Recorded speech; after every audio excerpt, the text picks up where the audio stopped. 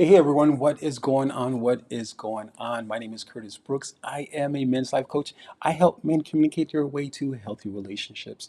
Guys, today this is yet again a casual broadcast. We're talking about effective communication. Men, you have what you say you have. It's a lot more simple than you might think it is, or a lot more complex, I should say, than you might think it is.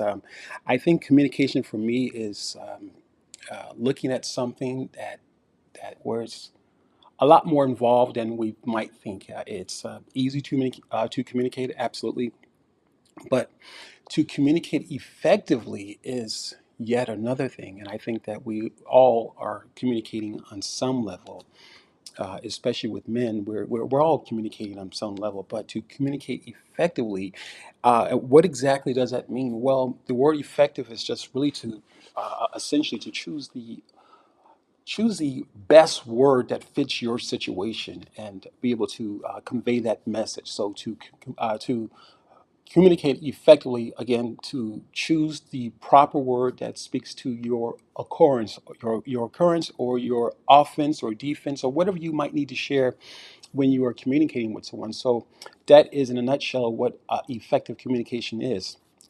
Again, in a nutshell, so everyone's going to have their different definition to what exactly it means. But that being said, guys, let's see here. As I said before, my name is Curtis Brooks. I'm a men's life coach.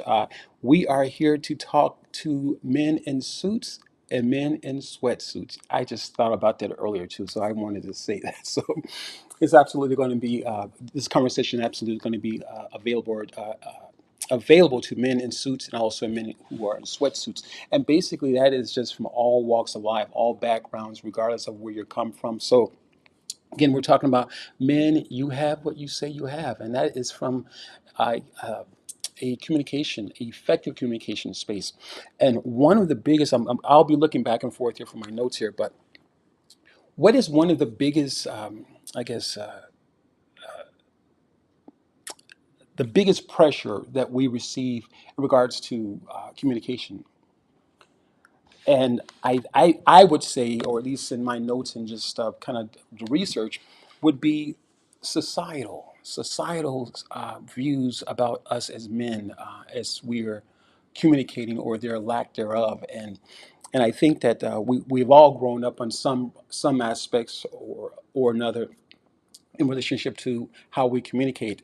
And for me, when I was younger, I was never told that I couldn't cry, but it was implied. It was implied, and that mostly came from my stepfather. But though he was a great person, and again, it probably from him, it came from his parents as well. So it's not to put step parents down or anything like that, or put my stepfather down, but um, it was implied. And I had a story of years ago when I was riding my bike, and he was teaching me how to ride my bike, and I had fallen off the bicycle a couple of times and trying to learn this many, many years ago. But so he had looked at me, and I didn't know what to do. So I remember just like, this whimpering, from a. I wanted to cry, but I remember just I had to hold it in because he looked at me a certain way. And again, he never said boys don't cry. He never said it, but it was implied. And I think that is the challenge for many of us is that the Hey, what's going on, Ryan? What's up, man? Hey, thanks for joining, bro. I think for many of us, that's what we're dealing with, what's implied. And so, again, having those societal views about men communicating, yes, we all communicate, but about men communicating effectively. And I remember even as a young person in a household of primarily women, uh, it was tough. It was having to fight for my food, or at least that's what I felt like. And so it was only those times when I said what I needed to say, or at least what I felt when I said what I felt I had to say, that it got me in trouble. And I felt like as a young person, as long as I was going with the program, if you will, just kind of listening what mom was saying, or listening what my sister was saying, or just responding and maybe according to them in a positive manner, I was okay.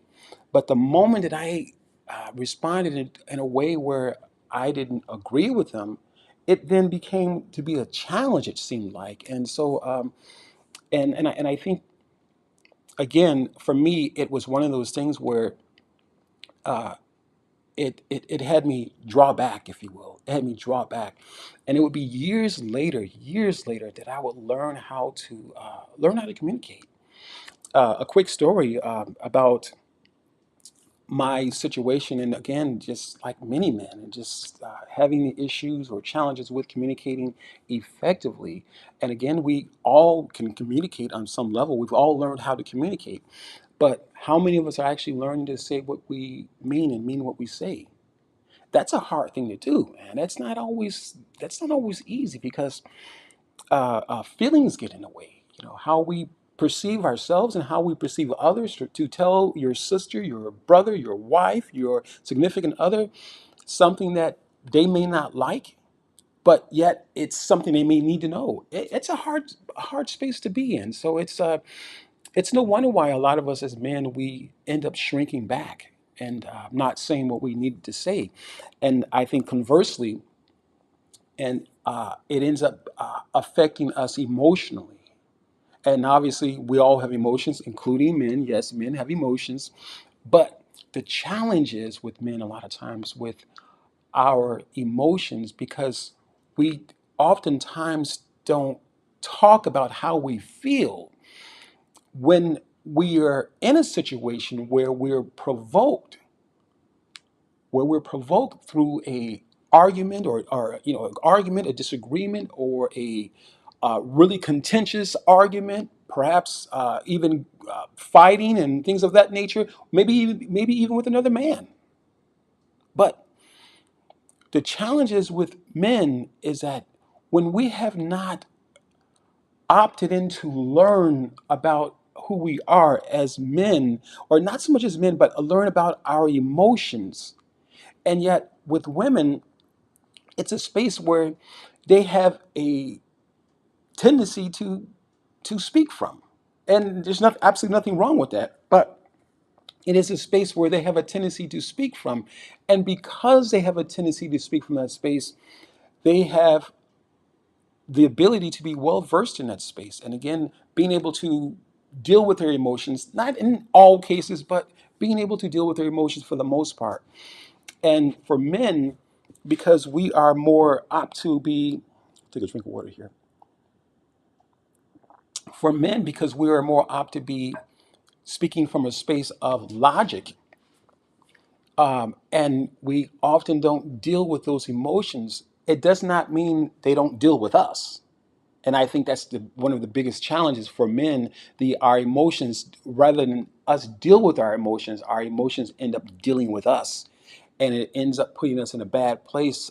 In many cases, it ends up putting us in a bad place because we don't understand. And I think it would absolutely be beneficial to us as men to explore those areas. They don't have to be your weakness. Your emotions don't have to be your weakness. They don't. It is absolutely power when the two are joined together, the logic and emotion, being that there's a time where we as men, you're absolutely going to have to be logical. It makes sense. And where emotions really don't have anything to do with it, but there's also a time where we're going to have to deal with those emotions. Perhaps we're talking with our spouse or our significant other. There's going to have a time where we're going to have to tap into those emotions. And see, here's the thing: when we're tapping into those emotions as we're communicating with our significant other, our wives, or our other halves, when we're tapping into those emotions, it doesn't mean that we're going to end up crying or anything like that. It means that I touch that space within my own self, and I can relate to her. I can relate to what's being said. That's what, I guess, learning your emotions, what it means about. It means tapping into that space. It doesn't mean that you're going to become weak. It doesn't make you weak as a man, but it does make you more well-rounded, if you will. Because from a man's perspective, I've often said, made absolutely dumb comments at times, because I had not thought it through. It just made sense to speak something logical. That just made sense to me, to speak something logical. And but on the flip side of that, I did not consider the other perspective, being that there was a emotional side, not so much emotional and crying. And it does, when you speak of emotion, this obviously doesn't mean that you're crying or you're dealing with something that is over your head. It just means that there has to be a space that we as men, we have to be able to. Here's a question from Lenora. I'm going to place this on screen here. She says, wow, that's good. If you don't deal with your emotions will deal with you. Absolutely, absolutely, absolutely. Yeah, it's one of those things in life for us is, just for anyone, it's taking responsibility for the things that are presented to us, and that's for all of us, man, woman, child, whatever the case might be. And obviously, it's important for us to teach our children how to take responsibility, to be accountable for what they're presented. And yeah, we have to make that plain to our children as well as it has to be plain to us. And I think this whole thing with emotions, or at least the communicating piece of it, which obviously involves emotions, because when we as men, when we cannot communicate, and let's not even talk about communicating effectively. Let's not even talk about that part. But we as men, when we cannot communicate, period, or the lack thereof, and obviously in most cases, the issue with communication or the lack of communication is often with lack of understanding. And because we don't understand something, what is likely to happen with us as men? Because for us as men, we often understand things from a logical space. And when we don't understand things from a logical space, we tap into, or it's like something like rolls over into an emotional perspective, if you will. So now we're looking at something from an entirely emotional perspective, which in most cases we have not. We have not come to an understanding with our emotions and learning how to deal with them, learning how to process those things. And because we have not come to an understanding of our emotions, and again, processing those things, how we feel, being able to speak how we feel, being able to say what we mean and mean what we say, because we're not often in that space, we will inadvertently again move from that logical space where it makes sense when we're trying to explain something.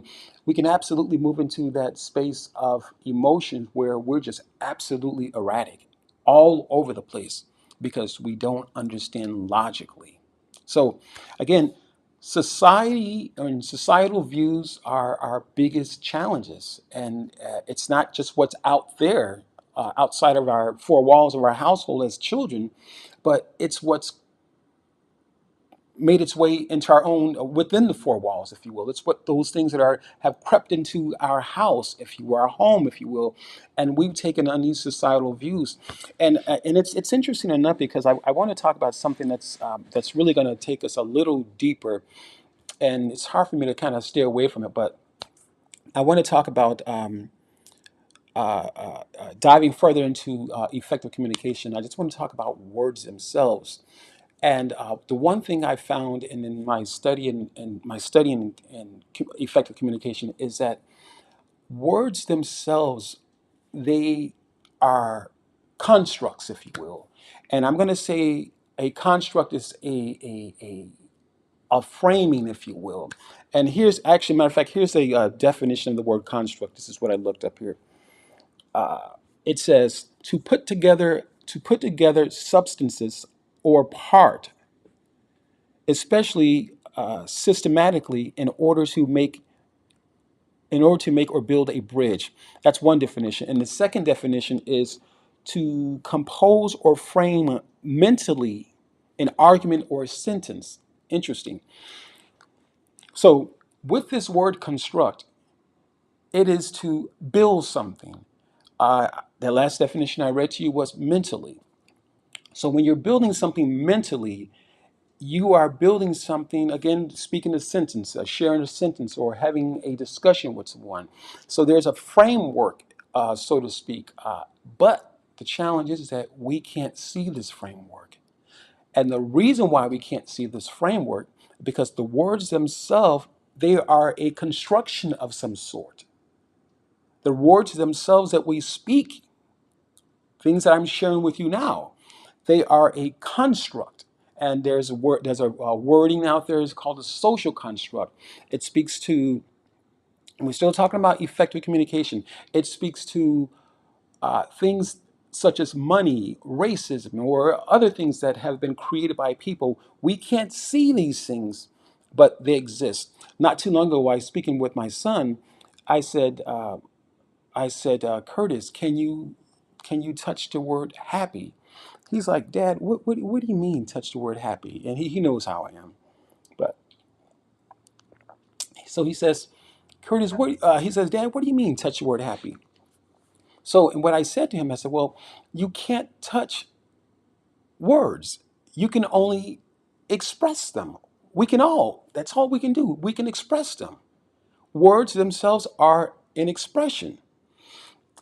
And the challenge is, I'll dive more into that. The challenge oftentimes, or the issue that we as men have with our inability to communicate effectively, is that we're dealing with pain. We're dealing with hurt. Nora has a question here, so I'm going to dive more into that. I'm going to put this on the screen here.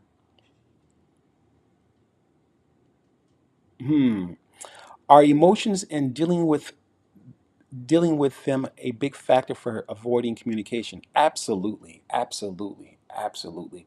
Yeah, that's an excellent question, Lenora. Yeah, that's absolutely true. For us as men, dealing with our emotions, or at least communicating, if you will, the words, kind of what we're in a space where I was heading to prior to placing a question on the screen. The words themselves are already established. We have to understand this. All words are already established for their meaning. And because we call a chair, though it has four legs, three legs, two legs, whatever the case might be, it's it still is a chair. We can give it any name that we want to, but it still is a chair.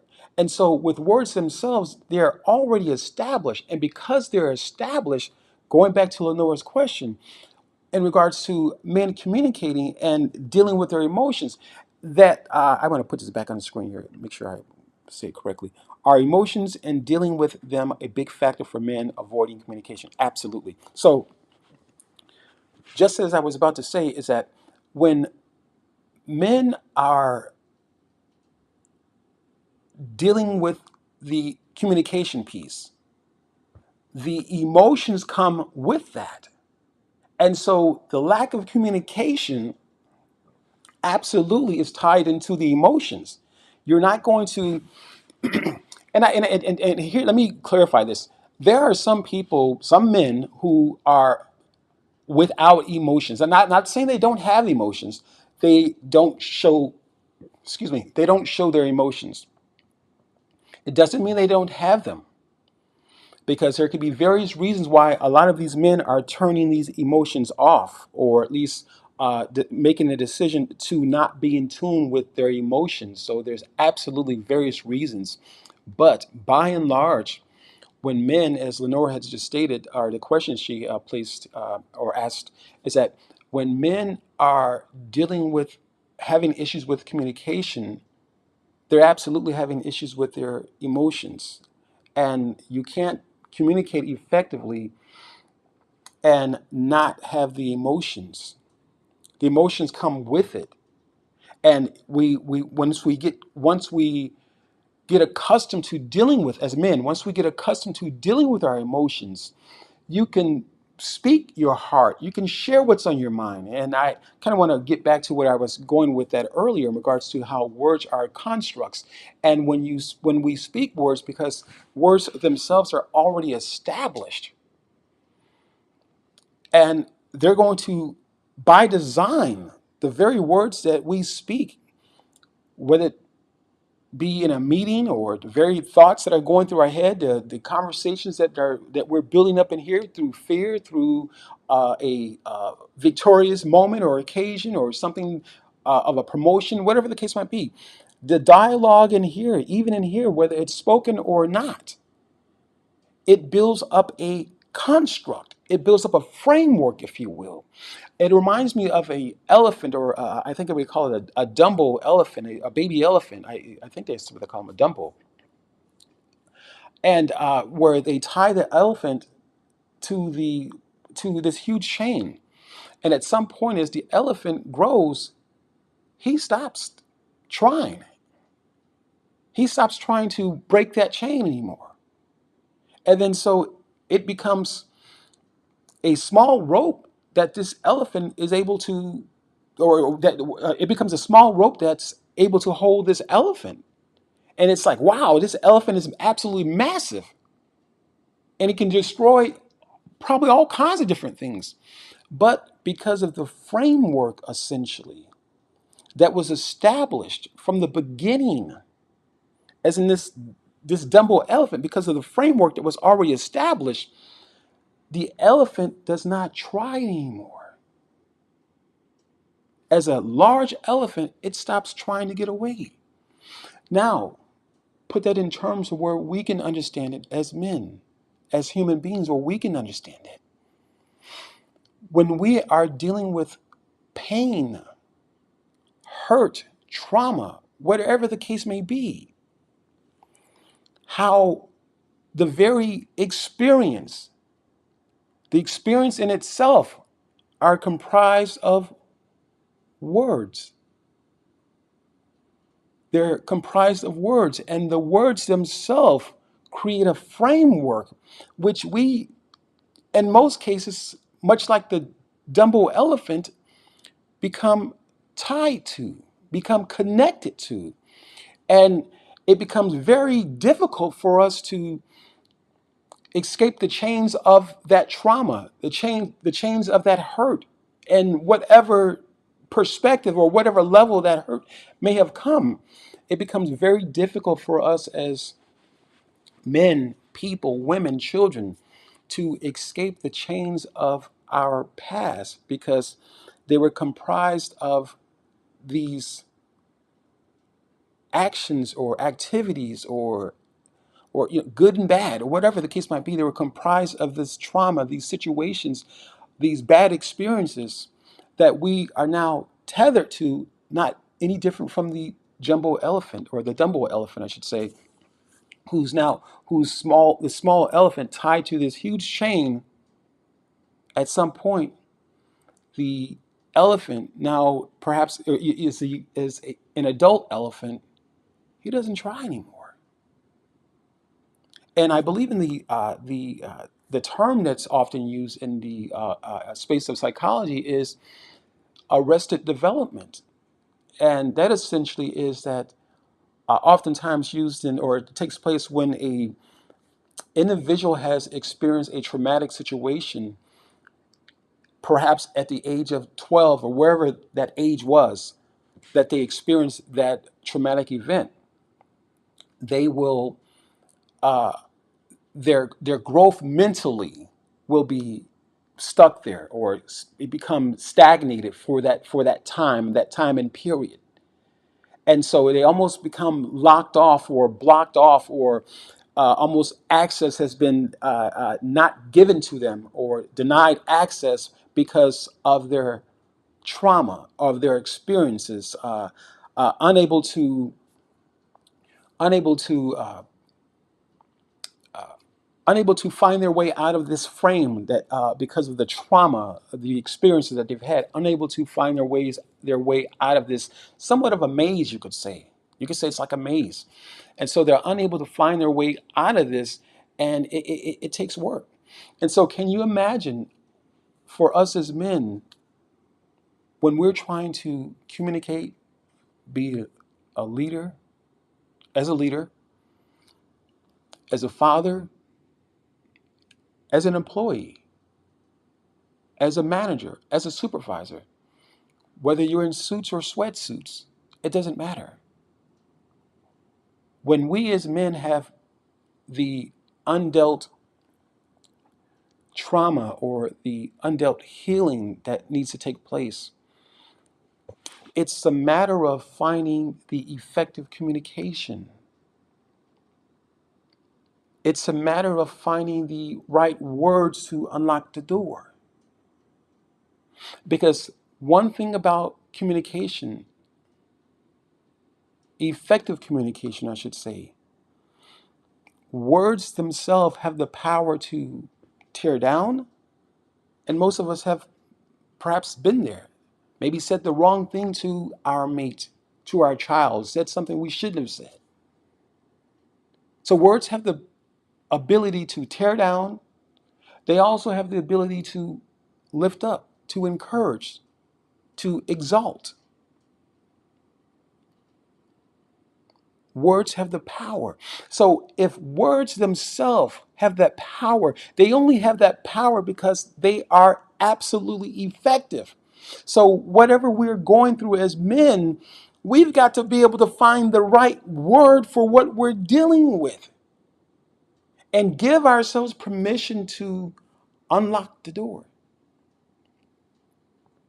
Give ourselves permission to unlock the door to whatever we're dealing with. Perhaps you might need to talk with someone, have a discussion. These discussions are absolutely powerful. That's why mentoring and coaching is absolutely powerful, because when you're dealing with someone who has gone through certain things, there's a power behind there's a power behind that which you've gone through, and yet you're still standing. There's an energy that comes forth with that. And that energy absolutely has the ability to break forth the chains that we as men are dealing with in regards to this place where we can feel conditionally, if you will, conditionally trapped in that framework which has been established for us through, in some cases, no fault of our own. Sometimes people have been born in poverty. That's not the child's fault. Sometimes people have, people have had accidents. They've lost children, unfortunately. And the list can go on. But, but, here's the power that you and I have. We have the ability to reestablish the framework. We have the ability to say, I have lived with this thing for long enough. I've lived with this thing for year after year. And I've had enough. Because at the end of it, ineffective communication or poor communication or their lack of, it absolutely can ruin relationships. Be it you are a leader, your subordinates can't trust you because the leader does not follow through. The leader does not do what he said he's going to do. As a father, we are MIA sometimes. And again, whether you're in a suit or a sweatsuit, this message is absolutely powerful and can be used to set you free, essentially. Break the constructs of what's created, what we've created, unintentionally, not knowing that the words themselves are already established. And when we speak these words, we in fact absolutely, well, I really got into this conversation. Lenore has another question. Thank you for the questions, Lenore. So really quick, so as men, when we speak these words, again, when we don't understand the power of something, And we I think we all have had the tendency to look at something and say, "Oh, that's nothing," or that doesn't mean, or just really just thought minimal of that thing, just that's nothing. But you looked at it closer, you're like, "Wow." You might have had to take a second look at it. And when you took a second look at it, you realize how valuable it was.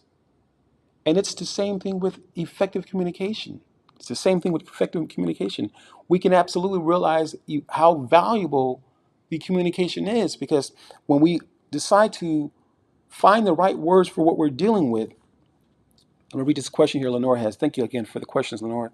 What things can men do to help their communication develop, become more effective? Absolutely. Great question, Lenore. Thank you for the question.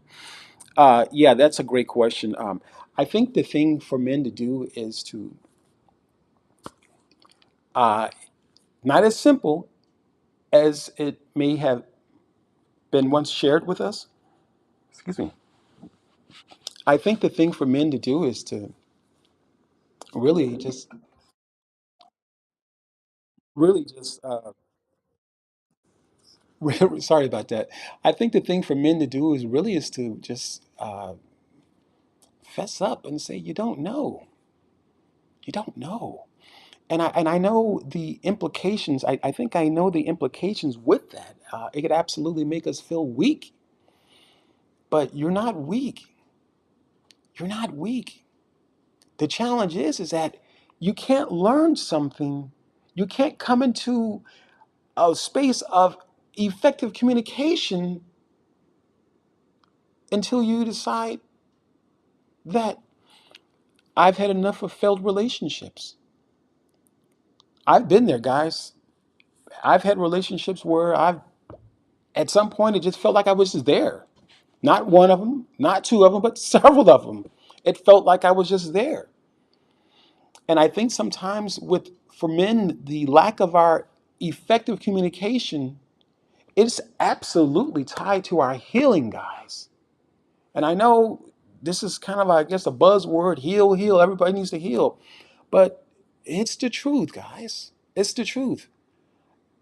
The difference between effective communication and just plain communication, or having a plain relationship with someone, where I've been in those plain relationships, because wasn't at the place where I'm at right now, and it was due to ineffective communication. It was due to me not tapping into that space of how I actually felt, not so much about the other person, but for my life challenges, not being in a place where I needed to be at as a man. And and I'm saying as a man because I think for most of us, many of us, as a man, we all aspire to do certain things, have dreams and things of that nature. So yeah, I'm no different from the rest of you as men. Is that I absolutely aspire to do certain things, absolutely aspire to fulfill my dreams and different things, and to take my family here and there, to travel and have a business that allows me the freedom. Absolutely. And perhaps that may not be your dream, and that's okay. But you have aspirations and you have dreams. And as men, this is just where we're at sometimes. But nevertheless, effective communication, as I mentioned earlier, it's about a framework. But you can't get to this framework until we decide to heal. And I, I really, to be honest, I don't know how else to say that. I don't want to try to say, make it super spiritual or anything like that. But unless we come to a place as men, and here's the challenge, and here's the challenge with this here, is that when we as men come to a place of healing, we're going to have to convert that language into helping our wives, our daughters, our sons, our mothers and people that we come into, we're going to have to convert that language, those experiences that we have began to actually deal with, uh, our role or our ability to be accountable now and take responsibility. We have to convert that language, those experiences, that new experience, if you will, or that new mind, if you will. We've got to convert that experience into a language that now is digestible for others to receive, and so that they can be able to eat off of what we have learned, and so in turn that they can heal. No, it's not necessarily our job to heal them, but as men, guess what? It has to start with your own household first. It absolutely has to start with your own household, and the challenge is that for men, a lot of times it does not start with our household. And here's the reason why it doesn't start with our household. Oftentimes, our oftentimes our households are the place or places of contention.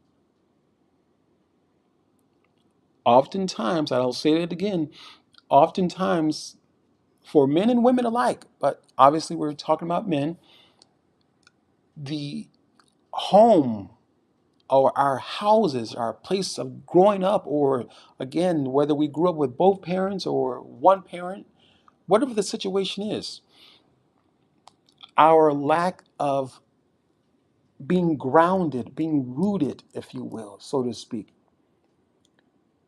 because of the contention oftentimes that takes place in our individual homes, again, their lack thereof, uh, it's absolutely the starting point. It's the beginnings of the many things that we're dealing with as men, of the ineffective communication, and again, because of the ineffective communication, again, not speaking to the very thing that we're dealing with. That's absolutely ineffective. When you're dealing with something, and we as men, we can't find the word to speak to what we're dealing with, it's ineffective, because now no one knows what you're talking about. If your arm is hurting, we need to be able to say, oh, hey, my arm is hurting. I didn't like that. But I want to get back to this point really quick here, because here's the challenge oftentimes. And I heard some other gentleman say this. I'm not sure if he was a pastor or a speaker. I think the gentleman was doing a TED Talk. So I'm not sure if he was a pastor or not. But he said something that was so powerful. And I'm probably not going to say it right, or it's definitely not going to be verbatim. But he says something on the lines of that: when we as men come into our right places, spiritually, if you will, when we as men come into our right places spiritually, we can then give to our wives, we can then give to our children. We can then start from that place that was once, at a particular time in our life, that contentious place called home, maybe when we were younger. Now, as men, we are growing into the knowledge of taking responsibility for our actions or our inaction, activity or inactivity. The ability that we, or at least the focus that we had given something, and perhaps we shouldn't have given it much focus, and yet something happened. Perhaps being lazy, perhaps knowing a particular truth and not following through with the information. At some point, we as men, we have to take a responsibility for that. We have to be accountable for that. And so, what time? The time to start is now. There's no time like now to get started with that, because ultimately, because of the ineffective communication, a lot of men are dealing with emotional or mental issues. because of the framework, the construct, the experiences that created the frame. And that framing has been like a prison, if you will.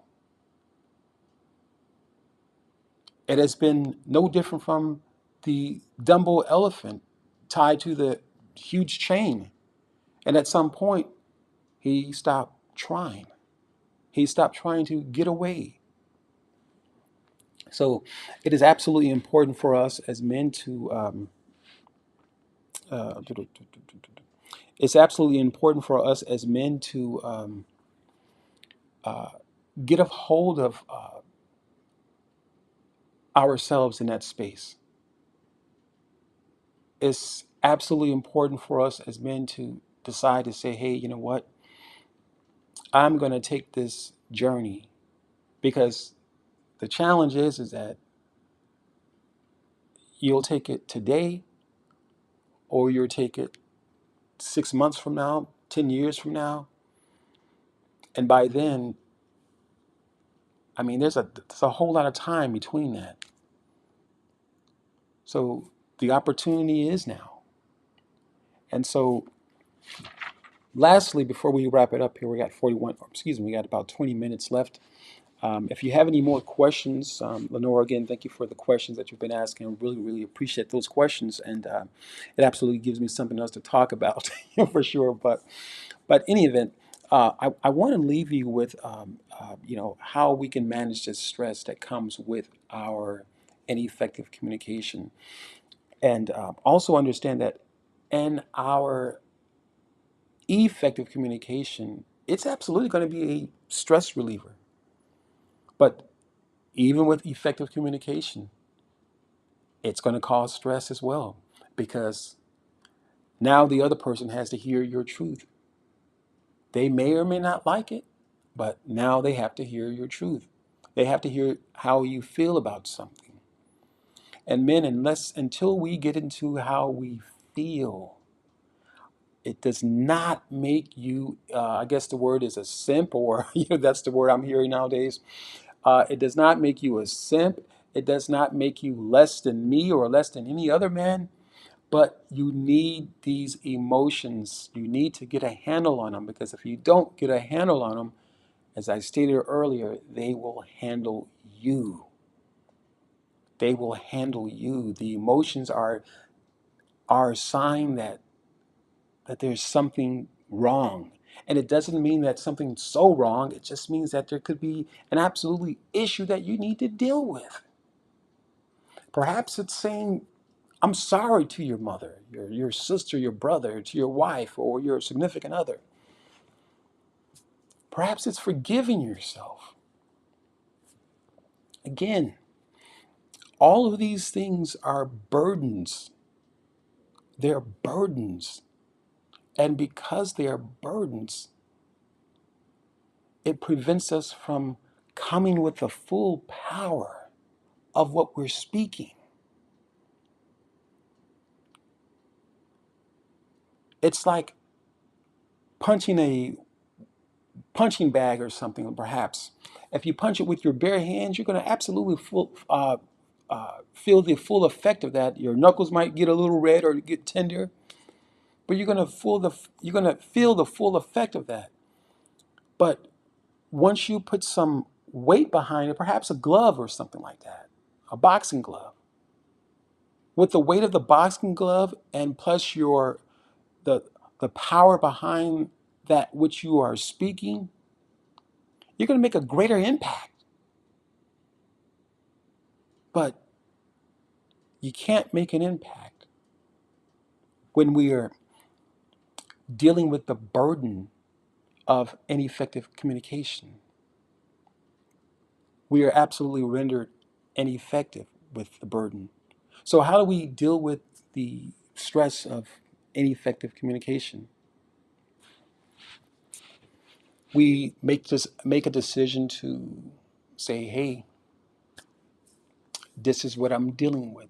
Perhaps you can find a friend, or you can or you have someone you can talk to. I would say find a friend. That's probably, especially at my age, you won't find friends. You either know them or you don't. But nevertheless, perhaps you have someone you can talk to.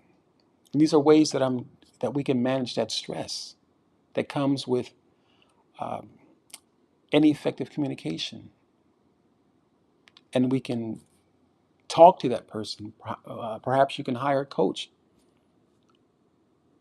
I'm a men's life coach. So if you have any questions in regards to what I'm sharing with you, and what I will be sharing for the future, you absolutely you can get in contact with me. I'll leave my information at some point within the broadcast. I don't think I did already, but again, you can absolutely get in contact with me. We can have a discussion. Let's see here. Exercise. Exercise is absolutely a stress reliever. It is absolutely a stress reliever, and uh, I haven't exercised in a long time, but I do need to start. For me, personally, I would say for my stress reliever and uh, how I deal with it is through meditation, through my faith as a believer, as a Christian. That's absolutely first and primary on how I deal with the stress. The other piece of it, let's see here. I mentioned talk with someone you can trust. I mentioned exercise. I mentioned meditating. I mentioned um, I mentioned faith. And on my notes here, I have scriptures. But what I found out for me, and maybe many of you have known is if you are a believer or not, or if you're on the border about it, on a line about it, or whatever, haven't crossed over. I don't know. What I found out that the scriptures absolutely help. They're absolutely powerful. But in getting to that place, you have to give someone control. You have to be prepared to give God control first, because you can't take the power. You can't receive the the peace, if you will, if you've got your own idea of what peace is. It's either His way or no way. And that does not mean that God is a tyrant or anything like that, but it means that these ways have already been established. They've absolutely been established already. And how someone else may display their own understanding or express their understanding, it doesn't have to have a bearing on me, because through the scriptures I mentioned to you that I'm talking about now, you create a relationship. So I mean that means that you've got to come under the authority and allow God's effective communication to speak to your heart, to speak to those areas where they're ineffective, to strengthen you, to encourage you. And lastly, one of the ways that I use oftentimes is breathing. Here's the absolutely wonderful revelation that was given to me is that